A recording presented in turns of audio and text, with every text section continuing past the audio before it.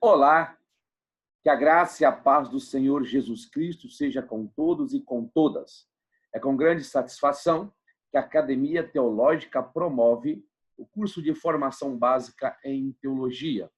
Esse curso só se tornou possível devido à participação e patrocínio direto da editora Palavra Fiel, uma parceria com a Academia Teológica do Brasil. É com grande satisfação que eu vos falo. Eu sou o professor Valdeci do Carmo. Estaremos dando sequência à segunda parte da aula de introdução à teologia. Agora iremos falar um pouco sobre a importância da hermenêutica bíblica para o teólogo. Qual a importância da hermenêutica para o cristão? Como interpretar a Bíblia? Quais os pressupostos indispensáveis ao estudante de teologia? Pressupostos que ele não pode abrir mão, pressupostos que ele não pode deixar de maneira nenhuma. Vamos à nossa aula e você na sua casa, no seu carro, onde você estiver assistindo essa aula, ouvindo e assistindo, nos vendo falar, eu desejo imensamente que você seja ricamente abençoado pelo Senhor, que você cresça na graça e no conhecimento da palavra de Deus e que possa ser um instrumento nas mãos do Altíssimo para transmitir essa palavra de Deus, para ser realmente um grande manuseador da santa e preciosa palavra do Senhor Jesus Cristo. Vamos a mais uma aula, Introdução à Teologia, e a parte 2 da terceira aula de Introdução à Teologia, onde estaremos falando um pouquinho dos pressupostos hermenêuticos e alguns princípios, algumas regras necessárias que você precisa para fazer uma boa interpretação da palavra de Deus. Já falamos um pouquinho do desenvolvimento da teologia na universidade, como que a teologia chega na universidade. Falamos da Idade Média, conhecida como Idade das Trevas, mas dentro do aspecto literário foi a Idade da Luz, porque produziu muita coisa, pensamento, expansão de faculdade, enfim. Foi um período que houve também alguns avanços intelectuais. Não podemos simplesmente caracterizar, enquanto ciência, enquanto estudo, caracterizar o período apenas como um período tenebroso, ruim, com desvios da fé. Mas também podemos caracterizá-lo pelo aspecto de produção intelectual, que teve os seus benefícios, embora houve a necessidade e é justificável a reforma protestante dentro desse contexto, e também houve descaso e desvio da palavra de Deus. Pois bem, a importância da hermenêutica para o estudante de teologia, é o que estaremos vendo agora nessa segunda parte da aula. Qual é a importância da hermenêutica para o estudante de teologia? Primeira coisa que poderíamos perguntar, o que de fato é hermenêutica? O que é hermenêutica? Qual a importância da hermenêutica? A hermenêutica quer dizer interpretação, princípio de interpretação, interpretar a palavra de Deus. Segundo alguns, este nome hermenêutica vem do deus grego Hermes, o mensageiro dos deuses, segundo a mitologia grega. Então, ela tem sua origem ao nome deste deus. O mensageiro dos deuses, como era conhecido Hermes, ele tinha como função entregar e interpretar a mensagem divina dada aos mortais.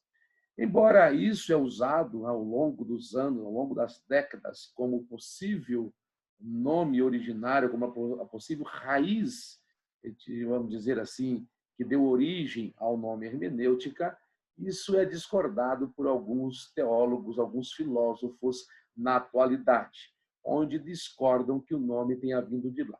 Independente da origem, até porque teremos uma disciplina chamada Introdução à Hermenêutica Bíblica, onde será estudado sobre o princípio de interpretação, regras de hermenêutica, regras gramaticais, como interpretar parábola, como interpretar epístolas, como interpretar os salmos, como interpretar os livros históricos e assim por diante.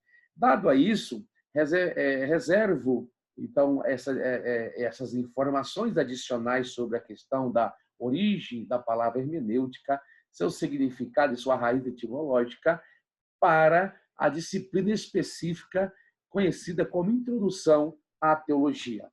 Vamos nos ater, no momento, apenas sobre duas coisas principais. Primeiro, a importância da hermenêutica para o estudante de teologia. E segundo, o que significa a hermenêutica? Significa interpretação de textos antigos e atuais. Ou, no nosso caso, a hermenêutica bíblica, interpretação de textos bíblicos. Obviamente que tem a hermenêutica filosófica, a hermenêutica jurídica e assim por diante. Mas nós nos ateremos à hermenêutica bíblica, ao princípio de interpretação do texto bíblico, da palavra de Deus. Vamos começar fazendo uma pergunta.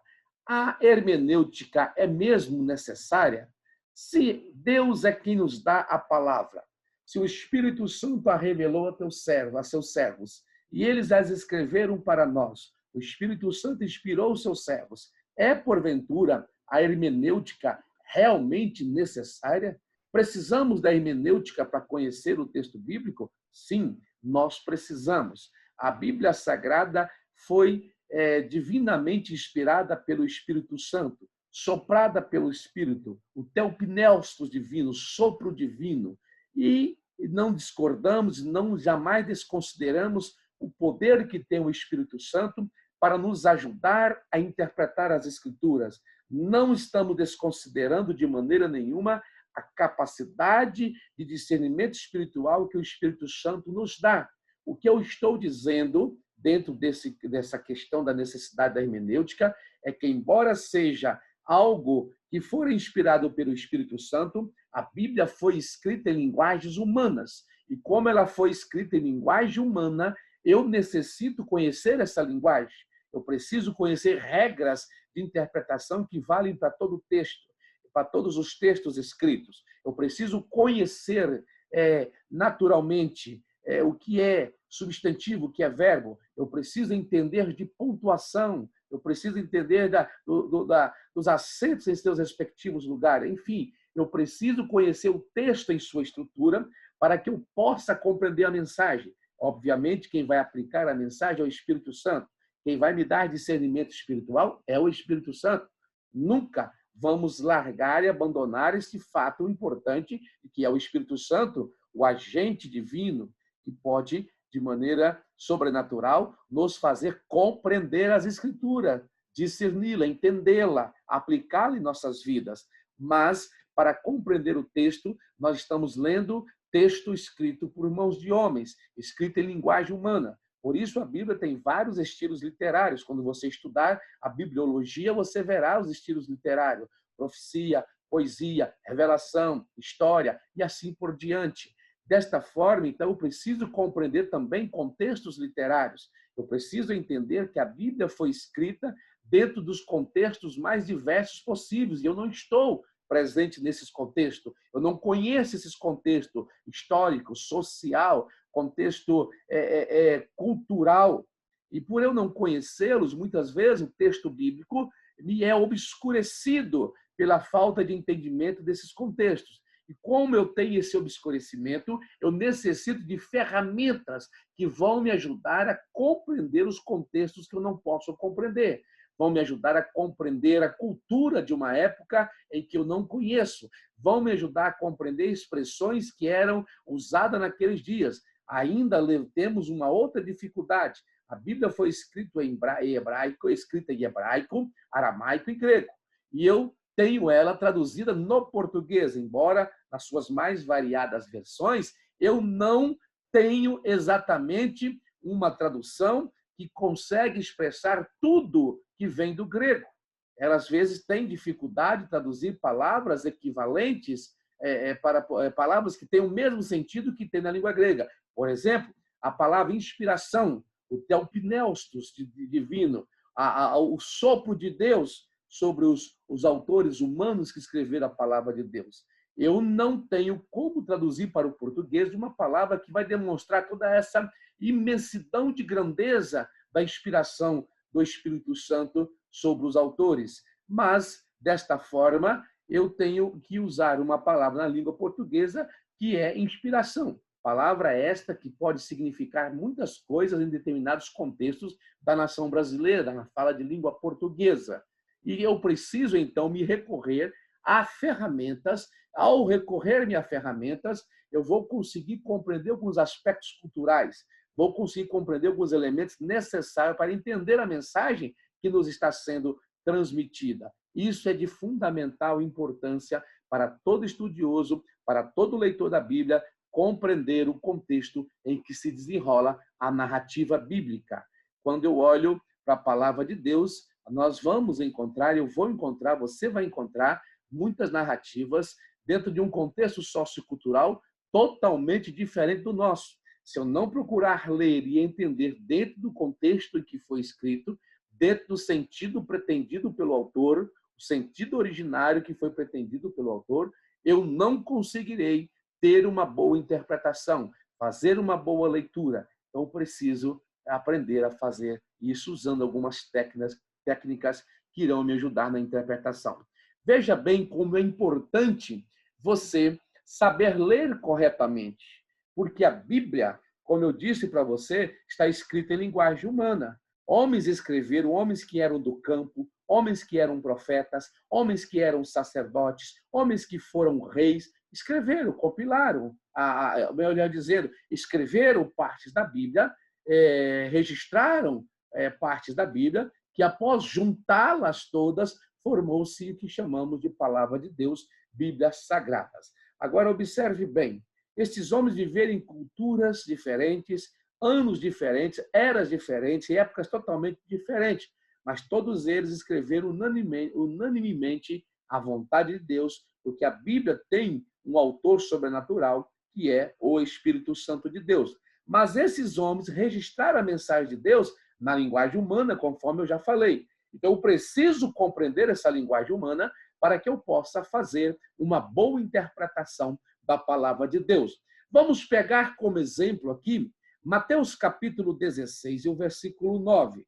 Ao pegar como exemplo Mateus capítulo 16 e o versículo 9, se eu não atentar para a vírgula em seu respectivo lugar, eu terei dificuldade de interpretação.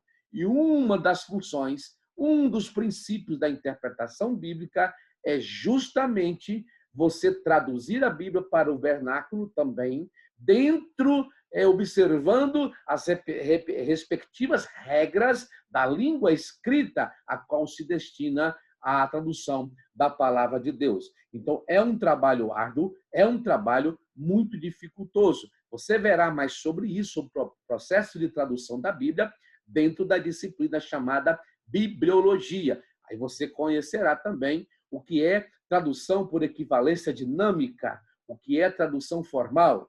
Você vai entender por que temos a Bíblia NVI, por exemplo, Nova Versão Internacional. É uma tradução feita por equivalência dinâmica, onde se procura trazer palavras mais atuais, mas dentro da realidade do povo que nós estamos vivendo no momento, dentro do contexto que estamos vivendo, sem perder a essência da mensagem transmitida na palavra de Deus, segundo os originais. Preste atenção em Marcos 16 e o versículo 9, por exemplo. Quando você lê Marcos 16 e o versículo 9, se você lê a primeira parte que aparece na tela, dizendo assim, é Jesus tendo ressuscitado, observe que tem uma vírgula, é Jesus tendo ressuscitado, vírgula, na manhã do primeiro dia da semana, apareceu primeiramente a Maria Madalena. Quando alguém ler esse versículo, ele vai até dizer que o versículo está dizendo que Jesus ressuscitou no primeiro dia, ressuscitou no domingo, porque nós também temos uma outra dificuldade ao ler a Bíblia, é que geralmente nós lemos a Bíblia com a ótica daquilo que nós temos, ou seja, com a lente daquilo que eu já possuo, com a formação e opinião que eu tenho a respeito de determinadas passagens. Isso também é um perigo, porque eu preciso deixar a Bíblia falar por si só. Eu tenho que lê-la, deixar ela dizer o que ela está dizendo, o que ela de fato quer transmitir. Depois eu vou procurar entender. Então, quando eu leio esse versículo, e Jesus, vírgula, tendo ressuscitado, vírgula, na manhã do primeiro dia apareceu primeiramente a Maria Madalena, da qual havia Jesus expulsado 7 espíritos. Ok? Veja bem, se você observar esta vírgula, ela muda totalmente o sentido do texto, porque ela não diz que Jesus ressuscitou no primeiro dia. Observe que a vírgula está bem aqui. E Jesus, tendo ressuscitado, vírgula, na manhã do primeiro dia apareceu a Maria Madalena. Então, se ele ressuscitou, poderia ter ressuscitado no sábado mesmo. E no primeiro dia da semana ele aparece a Maria Madalena, segundo este versículo, com uma vírgula nesse respectivo lugar. Entendeu? Agora vamos para o versículo correto. E Jesus, tendo ressuscitado na manhã do primeiro dia. Observe como a vírgula colocada no local correto faz toda a diferença. Aqui ela colocou bem à frente, dizendo, e Jesus, tendo ressuscitado na manhã do primeiro dia. Eu estou afirmando, ou seja, o texto bíblico está afirmando que Jesus ressuscitou na manhã do primeiro dia. Mas aqui nesse outro texto, eu não tenho de maneira nenhuma uma afirmação de que Jesus ressuscitou na manhã do primeiro dia. E por que mudou toda a afirmação? Se eu estou usando todas as palavras, se você contar os caracteres são idênticos de um lado e outro. Foi transcrito na íntegra o versículo de Marcos 16, 19. Sim, tudo igual. Porém, a vírgula no lugar errado muda todo o sentido do texto, todo o sentido do versículo e vai mudar um conhecimento de fé, faz parte da doutrina da ressurreição, o dia em que Cristo ressuscitou. Por causa de uma vírgula, eu mudo todo o sentido do texto. Por isso, há necessidade sempre de você observar as regras gramaticais que regem a nossa língua portuguesa, da qual foi traduzido a Bíblia para nós, observando essas regras tão importantes. Outra questão interessante que você precisa ter é alguns pressupostos, eu costumo dizer, pressupostos necessários para o intérprete bíblico. É preciso que você entenda o que é, de fato, a inspiração da palavra de Deus. Embora haja muitos conceitos a respeito da inspiração, embora haja muitos pontos de vista do que é inspiração, todos acreditam que a Bíblia é inspirada, que é o sopro de Deus. E esse sopro constitui-se na ação sobrenatural do Espírito Santo sobre os escritores. Todos vão concordar com isso, que defendem o conceito inspiracional da Bíblia, que defendem que a Bíblia não é meramente um livro produzido por mãos humanas, mas homens santos falaram movidos pelo Espírito de Deus, conforme já Pedro nos diz em sua carta. Observando isso, estando a par disso, eu tenho que compreender o seguinte: eu estou estudando a Bíblia, eu quero aprender a palavra de Deus, eu tenho que ter a certeza no meu coração e na minha mente de que a Bíblia é inspirada pelo Espírito Santo. Pronto. Isso é um pressuposto que você não pode abrir mão. Isso é um alicerce que você não pode abrir mão. Esta é uma verdade da qual você precisa estar firmado. A Bíblia é a palavra de Deus, inspirada pelo Espírito Santo, escrita de forma inerrante, ela é infalível e ela é sobrenaturalmente única. Dela saem as doutrinas bíblicas, ela tem valor autoritativo para as doutrinas bíblicas. Eu não posso, de maneira nenhuma, descuidar-me desse princípio. Esse é um princípio necessário. Esse é um princípio útil e muito viável, muito, digamos assim, é uma alicerce que vai te assegurar a certeza de estar estudando a palavra de Deus como palavra de Deus, enquanto palavra de Deus. E por isso você não pode, de maneira nenhuma, abrir mão desse princípio. A Bíblia é inspirada pelo Espírito Santo. Outra questão importante que você precisa ter é que a iluminação não é inspiração. A iluminação não é a revelação. Embora a iluminação seja uma obra sobrenatural do Espírito Santo no intelecto de quem está estudando, para compreender as verdades bíblicas, para torná-la compreensível, ela não é inspiração e não é revelação. A iluminação ocorre quando se lê a palavra, quando se ouve a palavra. Aí vem a iluminação do Espírito Santo, fazendo você compreender o texto bíblico. Mas jamais Deus irá revelar novas verdades que já não estejam reveladas na Escritura Sagrada. De maneira nenhuma. Deus, ele tem o Espírito Santo, na hora que estamos estudando, ele tem a função de nos esclarecer, nos tornar inteligível a mensagem da palavra de Deus, compreender coisas que não conseguiríamos entender como homem e mulher natural. A revelação bíblica é o que, então? Já falamos que a iluminação não é revelação bíblica. Muitas vezes você está lendo um texto, você não compreende, e um dia, você lendo o mesmo texto, vem uma compreensão clara na sua cabeça sobre aquele texto. Isto é iluminação, isto não é revelação. Alguns pregadores, alguns ensinadores, alguns mestres da palavra gostam de usar expressões como o Senhor me revelou o sentido do texto. O Senhor me revelou o que estava aqui oculto a mim. De maneira nenhuma, Deus irá revelar algo que já é revelado na sua palavra. A palavra de Deus já é revelada. Deus revela? Sim. Deus revela coisas ocultas, Deus revela coisas futuras, sem dúvida nenhuma. Deus revela, sim. Ele tem o poder de revelar a seus servos coisas que irão acontecer, coisas que têm necessidade de ser do conhecimento da igreja e também daquele que serve ao Senhor, de forma individual ou coletiva. Observe bem, a revelação bíblica, quando nós falamos revelação bíblica, no seu sentido teológico primário, estamos falando do conhecimento que nos foi preservado das Santas Escrituras, que começa desde o Antigo Testamento e que está à disposição da humanidade. Quando eu falo de revelação bíblica, eu estou dizendo que tanto o Antigo quanto o Novo Testamento é revelação de Deus. São devidamente revelações de Deus para nós.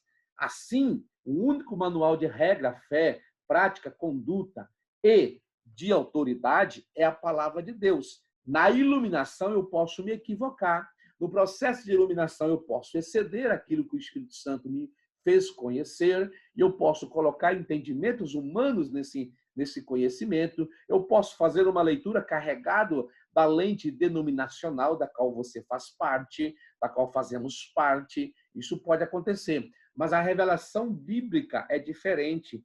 Tanto o Antigo como o Novo Testamento, como foi dividido pelo cristianismo, pela igreja cristã, Antigo e Novo Testamento, ela contém a revelação de Deus, a vontade de Deus para o homem, os acontecimentos históricos, a narrativa, as profecias que ali existem, os salmos, né, os livros poéticos, enfim, tudo isso constitui-se uma revelação de Deus em seu conjunto. É a palavra revelada de Deus para a humanidade. Agora, a iluminação, eu tenho entendimento para compreender o texto bíblico. Ok, compreendido assim, diz o Carl Gibbs que o Espírito Santo nunca vai revelar ao intérprete uma nova doutrina que já não tenha revelado na Escritura. Ou seja, quando você diz ter revelação de algo, você precisa submeter essa revelação ao crivo da palavra de Deus.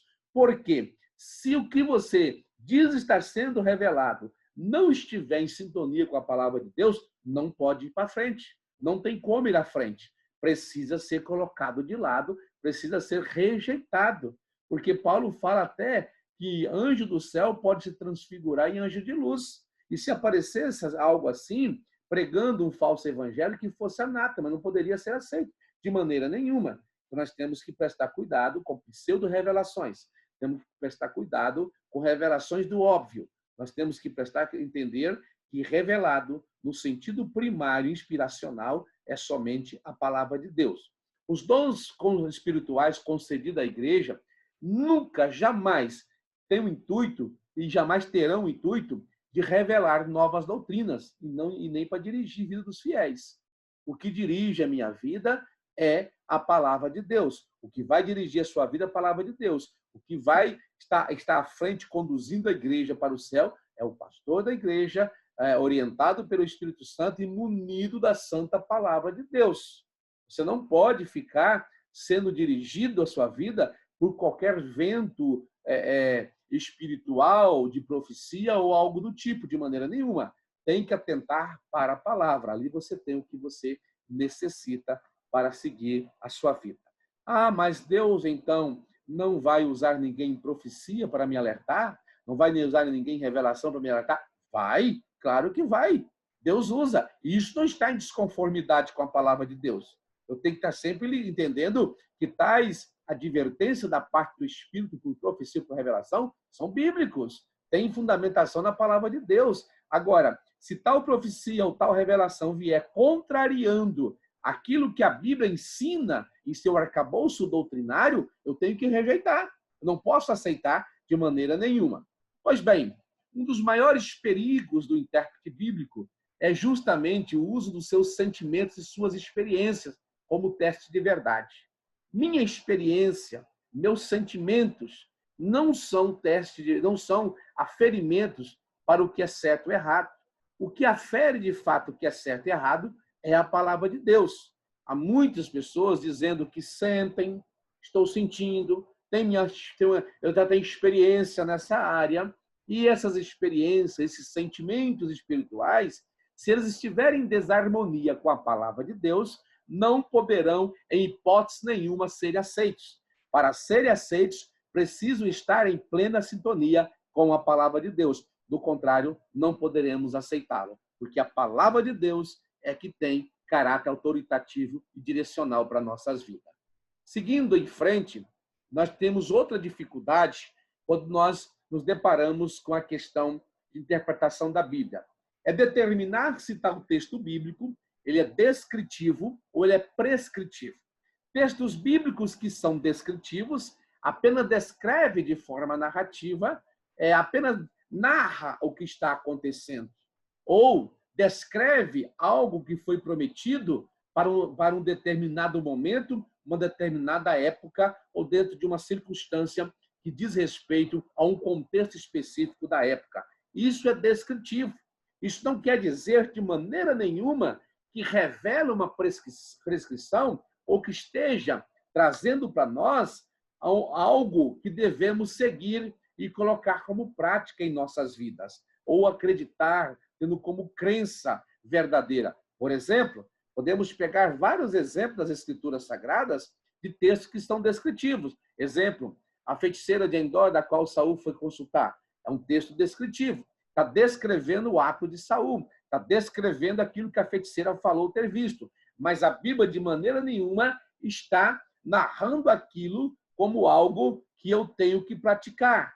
Como doutrina, porque está na Bíblia que alguém consultou, então posso consultar. Da mesma forma, o ato de Jesus pegar o azarrogue lá, girá-lo, expulsar os cambistas do templo, não me dá o direito de fazer o mesmo, de maneira nenhuma. Está descrevendo uma ação de Jesus. Eu não sou ensinado pela palavra a proceder desta maneira. Não sou ensinado pela palavra a fazer desta forma. O ato de descrever que os hebreus, quando entraram em terra de Canaã, mataram mulheres, mataram crianças, foram dizimando as pessoas das quais Deus não as queria mais devido ao grande pecado e idolatria que eles viviam, e Deus achou por bem exterminá-los da terra. Pois bem, ali descreve também algo que aconteceu em um momento específico da história, dentro de uma circunstância específica. De maneira nenhuma, isso está dando para mim alguma atitude prescritiva para que eu venha praticar, ou alguma normativa prescritiva para que eu venha praticar tal coisa. Não está normatizando isso como ato de algo que tem que ser feito pelos cristãos, que nós devemos fazer da mesma forma com infiéis. De maneira nenhuma devemos fazer isso. E muitos outros exemplos bíblicos que acontecem, que está dentro de uma narrativa, dentro de uma história, dentro de um contexto específico, que eu não posso pegar aquilo como princípio como princípio de regulamento para algo que eu queira praticar e queira fazer, alegando que existe tal coisa nas Escrituras. Eu preciso distinguir o que é descritivo e o que é prescritivo. O que é descritivo e o que é normativo. O que é normativo é algo que eu preciso colocar em prática na minha vida. O que não é, eu não preciso de maneira nenhuma colocar em prática. Posso até extrair princípios válidos para observância e aplicação na vida espiritual, mas não é para eu fazer. Outro exemplo, você tem a descrição de um homem por nome Abraão, da qual o Senhor mandou ele sacrificar o próprio filho. E ele assim o foi fazer. Deus não permitiu que ele o fizesse. Isso está descrevendo a história de Abraão, que recebeu uma ordem de Deus para sacrificar o filho que ele tanto amava, o filho de sua velhice. Ok? É uma descrição. Deus, em nenhum momento, está aplicando isso como um princípio a ser seguido à risca, que eu preciso, então, sacrificar algo para Deus de muita importância da minha vida, que é o meu filho. Não. Isso foi pedido unicamente a Abraão. E mesmo assim, Deus não permitiu que ele fizesse. Mas eu posso usar isso como um desprendimento de prova de amor a Deus, retirar da minha vida coisas que não são necessárias para o meu crescimento espiritual, coisas que às vezes até eu gosto muito, mas tem atrapalhado o meu desenvolvimento espiritual? Sim, aí é uma outra questão, ok? Nós não podemos literalizar as histórias bíblicas e querer aplicá-la da mesma forma no cotidiano da igreja cristã. Isso é muito importante entender. Descritivo descreve um acontecimento, um fato, narra o que está acontecendo. E já o que é prescritivo normatiza como ordem a ser seguida dali para frente. Ok? Vai continuando ainda, para que você entenda essa questão. Recapitulando, o que é colocado apenas como narrativa de um episódio ou recomendação específica para uma determinada época é denominado de descritivo. O que reflete princípios para serem seguidos, denominamos de prescritivos, aquilo que são ordens pela qual devemos seguir. Exemplo, amar a Deus acima de todas as coisas, tanto no Antigo quanto no Novo Testamento, é algo que está prescrevendo que eu tenho que continuar amando. Perdoar os meus irmãos, perdoar os meus ofensores, aqueles que me ofendem, é um princípio bíblico da qual precisa ser praticado por nós, é uma normativa bíblica.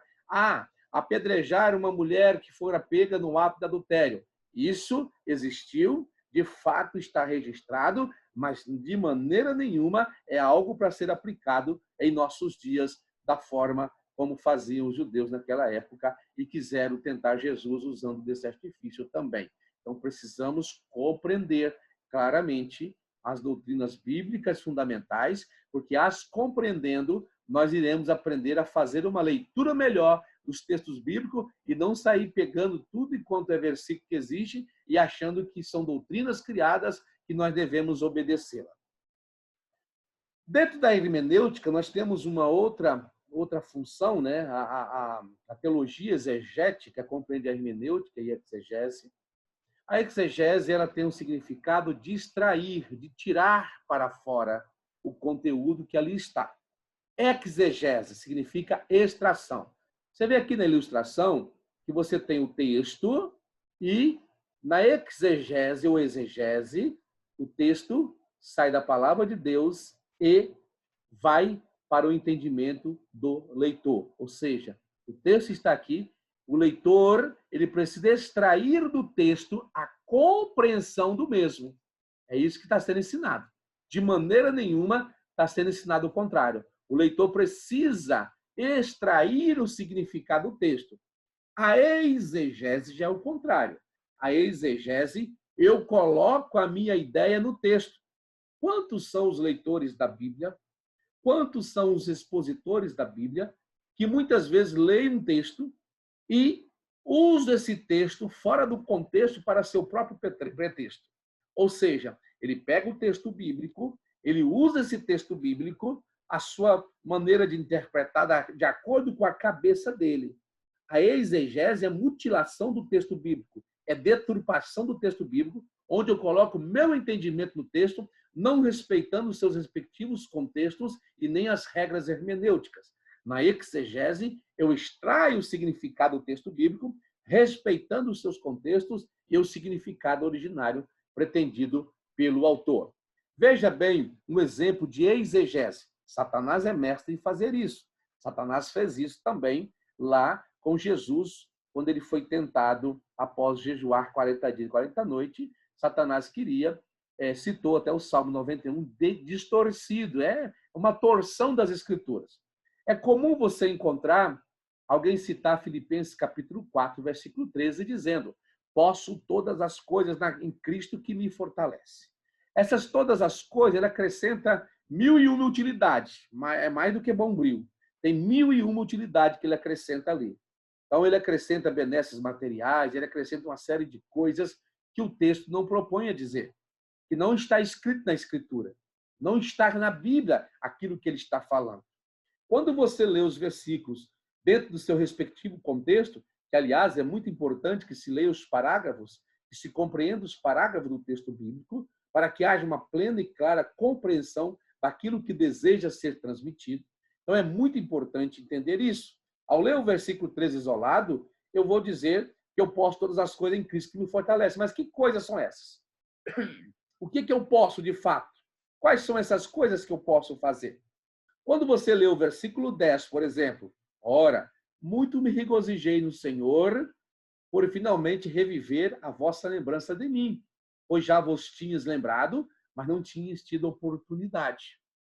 Não digo isto como que padecendo necessidade, porque já aprendi a contentar-me com o que tenho. Preste atenção no desenrolar, que vai culminar no versículo 13.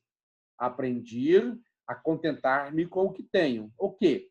Eu sei estar abatido e sei também ter abundância. Em toda maneira, em todas as coisas estou instruído, tanto a ter fartura como a ter fome, tanto a ter abundância como a padecer necessidade. Aí ele conclui o versículo 13. Posso todas as coisas em Cristo que me fortalece. Que coisas? Passar necessidade, estar abatido, ter abundância, faltar coisa, sentir fome, padecer necessidade de todas as espécies, até mesmo se necessário andar nu, e ele passou por tantos naufrágios, Paulo passou por vários naufrágios, mas tudo isso ele pôde suportar em Cristo Jesus. Então você percebe que nada tem a ver com aquisições materiais, nada tem a ver com uma palavra de triunfalismo para que você ache que possa conquistar tudo que seu coração pecaminoso, pernicioso deseja conquistar. O sentido é bem outro pretendido pelo autor. Dentro da hermenêutica, temos ainda uma outra dificuldade. Claro que eu não vou falar de todas elas aqui, porque isso vai ficar a cargo da disciplina hermenêutica, mas para que você entenda, nós temos um texto de um lado, no mundo antigo você tem o texto bíblico, mas ao terminar o mundo, do mundo antigo até o mundo atual, você tem uma lacuna enorme. São muitos anos existentes, muitos anos que se passaram. São milênios que se passaram. E você tem um texto bíblico que vai atravessar tudo isso aqui. São as chamadas lacunas, lacunas temporais, lacunas autorais e assim por diante. São várias lacunas existentes.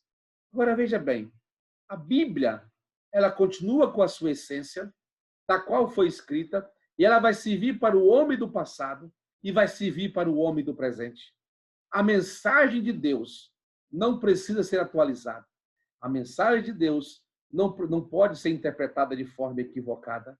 A mensagem de Deus precisa ser interpretada no sentido pretendido originalmente pelo autor. E a sua aplicabilidade vai servir para o homem de ontem e para o homem de hoje. Quando nós falamos contextualizar a mensagem das Escrituras, não estamos falando em modificar a sua essência, mas nós nos referimos a trazer a mensagem dentro de uma linguagem que o homem moderno possa compreendê-la e ser tocado pelo Espírito Santo de Deus. De maneira nenhuma, mutilar o texto, mudar o texto, isso não podemos fazer de forma nenhuma. Pois bem, outra observação importante para você, estudante de teologia, é que é muito comum você ouvir, às vezes, pessoas pregando sobre determinado símbolo. E pega um determinado símbolo e vai citando versículos de Gênesis a Apocalipse, como se todos aqueles versículos que têm determinado elemento simbólico ou determinado elemento usado como símbolo na pretensa prédica, na pretensa pregação, como se ele tivesse o mesmo significado em todas as passagens. É bom lembrar que símbolos eles não são necessariamente universais. O símbolo vai ter um significado dentro do seu contexto. Ou seja, as palavras têm determinados significados dentro de um contexto específico. E elas podem mudar de significado dependendo do contexto. Se eu falar para você agora a palavra manga, manga, ela pode significar um monte de coisas para você. Pode significar manga de uma camisa, pode significar manga de chupar fruta, pode significar manga, lugar que se guarda animais, algumas pessoas assim o chamam. Então vai ter muitos significados a manga. Mas se eu falar manga está doce, você já sabe que estou me referindo a uma manga, a fruta. A manga está rasgada. Você sabe que estou me referindo à manga de uma camisa. Então, é necessário que haja um contexto para que determinada palavra tenha seu respectivo significado. Por exemplo, azeite é visto muitas vezes como símbolo do Espírito, e é verdade. Em muitas passagens bíblicas, ele é símbolo do Espírito. Lá em Arão, por exemplo, quando ele recebe o azeite sobre sua cabeça, é símbolo do Espírito Santo. E nós vamos encontrar muitas passagens bíblicas apontando para o azeite como o Espírito Santo.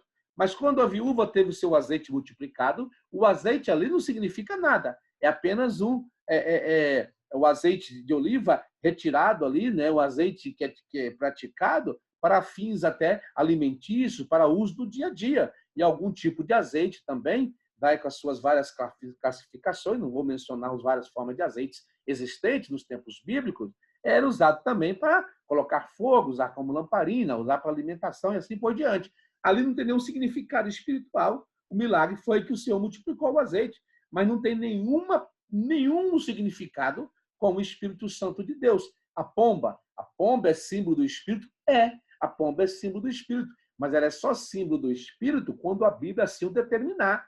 Eu não posso pegar, por exemplo, as pombas que Noé, ou melhor, a pomba que Noé solta da arca várias vezes e dizer que aquela pomba representa o Espírito Santo de Deus, de maneira nenhuma. Inclusive, eu já preguei no passado que aquela pomba representa, cada ida e vinda dela, representa a Trindade atuando. Por exemplo, a primeira pomba que vai seria a representação do Pai, que tinha um ministério de ir e vir, de atender, de falar com o povo, de atuar. A segunda pomba que vai, e a segunda vez que a pomba vai, representava o ministério do Filho, que foi e voltou com feridas em suas mãos, assim como a pomba volta com um raminho, volta com algo em seu bico. E a terceira vez que a pomba vai, representa o Espírito Santo de Deus, que veio para ficar com o seu povo até o arrebatamento. Isso dá uma mensagem bonita, uma pregação muito bonita, por sinal, e até comovente, dependendo da forma de se pregar, porém, não é isso que o texto diz. O texto está narrando a trajetória de uma pomba que está em busca de terra firme. Noé havia soltado para que ela visse se ela encontrasse terra firme após o dilúvio. Nada tem a ver com o Espírito Santo ali. Mas ali no batismo de Jesus, quando o Espírito Santo repousa em Cristo em forma de uma pomba, ali representa, sim, o Espírito Santo de Deus. O simbolismo está claro, o simbolismo está ali presente. Então, temos que atentar para o símbolo dentro do seu contexto. Por exemplo, no Salmo 55, versículo 21, o azeite é símbolo de lisonja, é símbolo de falsidade. As palavras da sua boca eram mais macias do que manteiga, mas havia guerra no seu coração. As suas palavras eram mais brandas do que o azeite, contudo, era espada desembainhada. Aqui nada tem a ver com o Espírito Santo. Então, é um perigo ficarmos pegando símbolos e aplicando ele em toda a passagem bíblica, como pegando um determinado elemento, usar ele como símbolo em todas as passagens bíblicas, porque nem sempre ele vai simbolizar aquilo que estamos dizendo. Ok? Por exemplo, vou dar outro exemplo aqui. Nós sabemos que o leão é símbolo de Jesus, correto? Mas o que vai determinar quando o leão é símbolo de Jesus é o contexto em que ele está inserido. Nem sempre o leão será símbolo de Jesus Cristo. Por exemplo, os leões que Davi e Sansão mataram. Tem como você aplicar esses leões como símbolo de Jesus Cristo? Como Sansão estivesse matando a Jesus? Como Davi estivesse matando a Jesus? De maneira nenhuma. São apenas leões. Nada mais do que isso, animal. É um felino, que considerado como o rei dos animais, mostrando a proeza de Davi e Sansão, que mataram leões. E quando você vai para Apocalipse 5, Jesus é o leão da tribo de Judá. Ali o leão representa Jesus.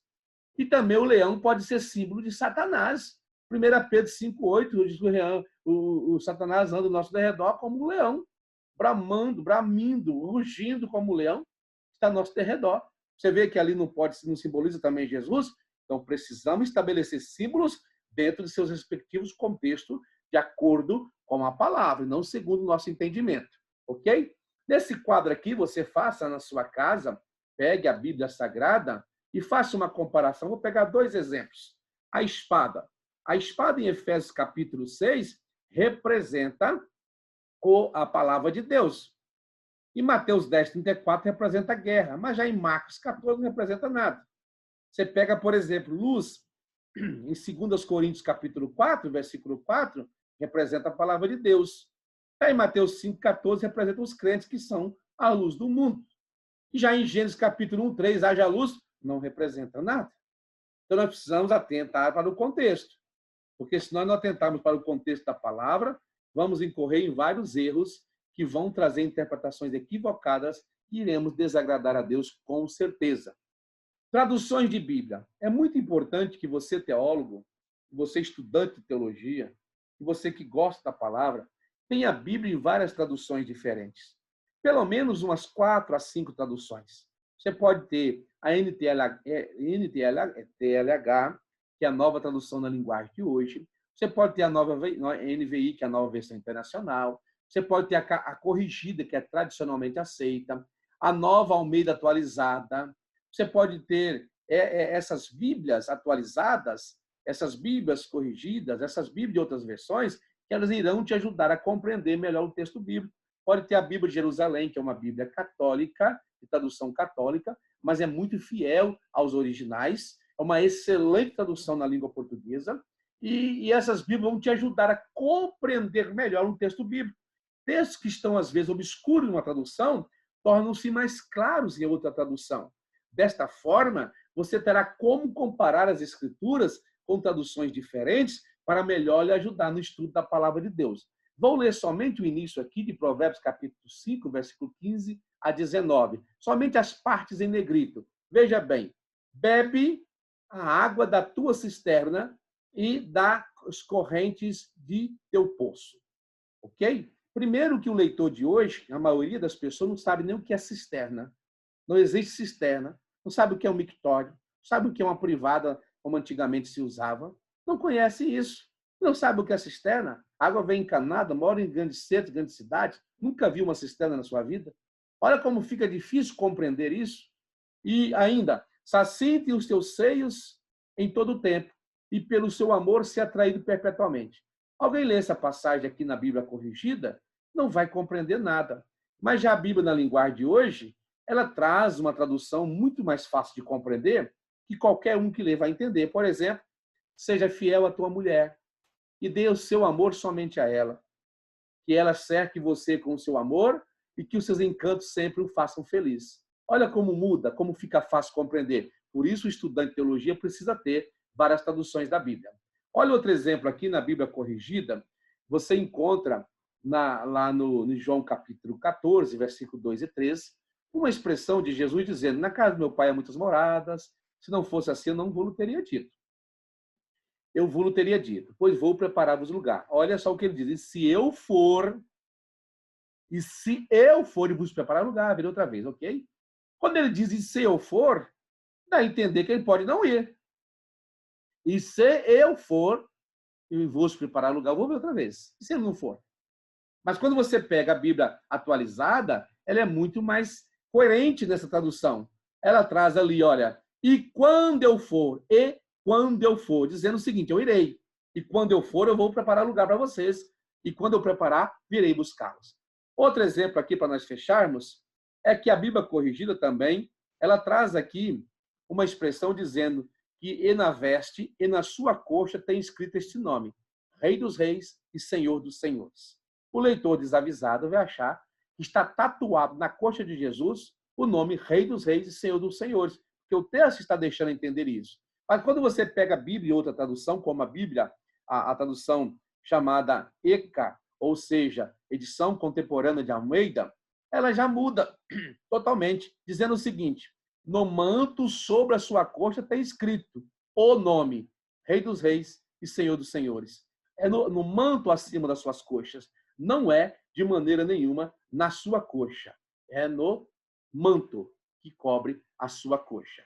Eu fico feliz de poder compartilhar com você esses momentos de reflexão sobre a teologia. Estamos tratando de um programa de formação básica em teologia, e essa primeira disciplina que encerra hoje chama-se Introdução à Teologia.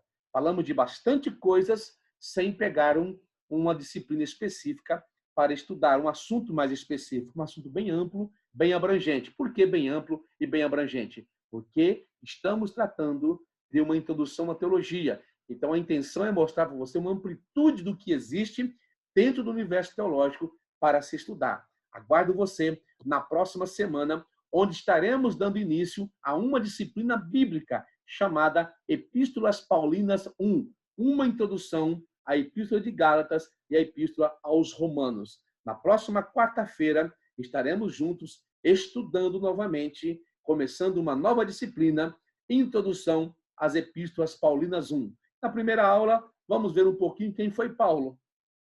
Quem foi esse homem chamado por Deus? E a divisão da Epístola aos Gálatas. Deus vos abençoe. Um forte abraço na paz do Senhor Jesus Cristo.